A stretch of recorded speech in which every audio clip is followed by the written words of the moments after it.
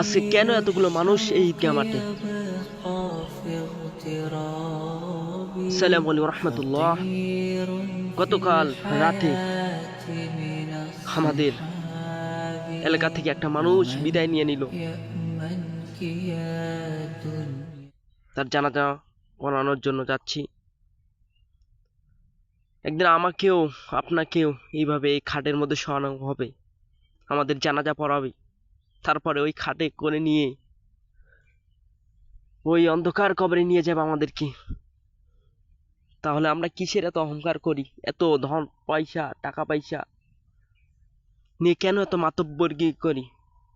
একদিন ঠিকই ওই 3.5 হাত মাটির নিচে যেতে হবে, তার এক টুকরো বেশি পাবো না, সবকিছু ধুয়ে যাব।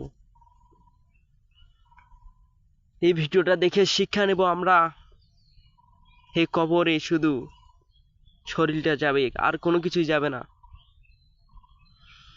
সবাই কবরে মাটি দিয়ে চলে যাবে,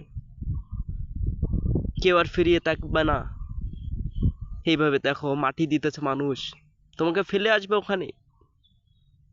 কিসের জন্য তুমি এই দুনিয়া করতেছো?